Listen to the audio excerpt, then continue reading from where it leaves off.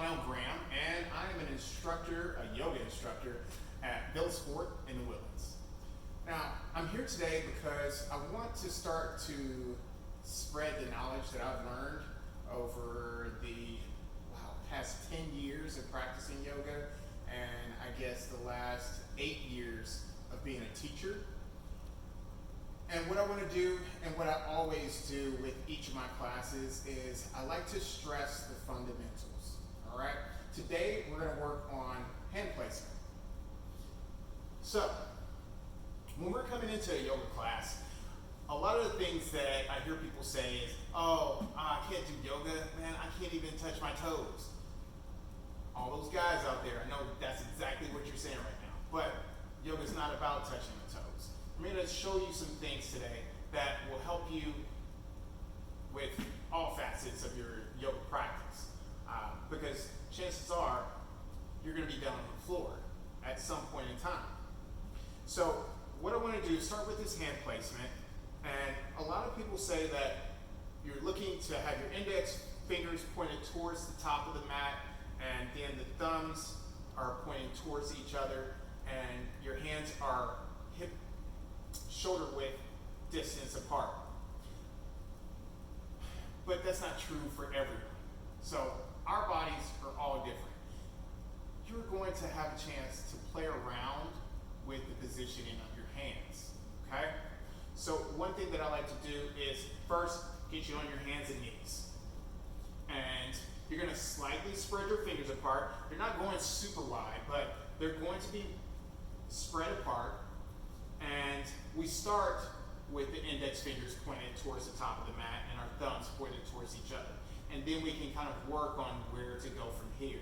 So for some people, you're gonna want to take your stance out a little bit wider. See if that works. For others, you may want to turn your wrist slightly, just to see if that's a better position. What we're trying to do is make sure that whatever posture we go through on our hands, that we don't feel any strain on the wrists, we don't feel any pain, really, okay?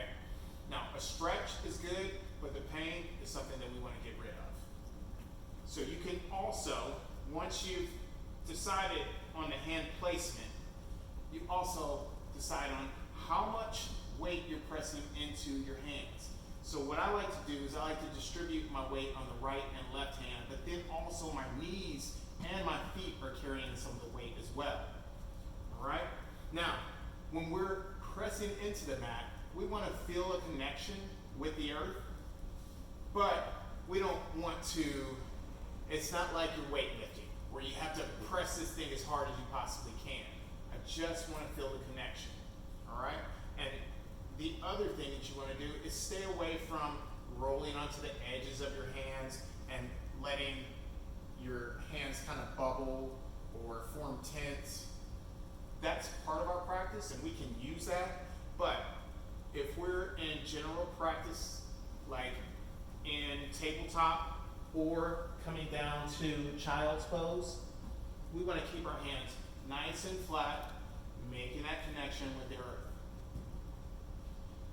So that when we come here, we feel the same as when we're in chaturanga or a push-up.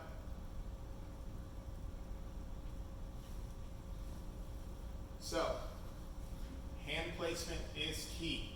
Play around with moving the hands either wider or in a little bit tighter. Play with pressing your finger pads into the mat. Notice when your palms, and especially your knuckles, start to lift off of the mat. That means that you're putting pressure on just your fingertips, as well as the base of your palm. We want to avoid that. Create this solid foundation, just as if you would if you were standing. We want that same sensation in our hands. When you're standing, we don't lean to the sides and balance on our feet. So you shouldn't do that on your hands. From from here, you're ready for anything. You can go into tabletop. You can go into child's pose. You can go into plank, into chaturanga, back up to plank, into downward facing dog, and back down to child's pose. Our hands stay the same in all of those postures. So find the posture, the placement that works best for you, and meet me on the mat. I'm here at Villa Sport Mondays and Wednesdays, 12 to about 1 o'clock. Thanks for your time. Namaste.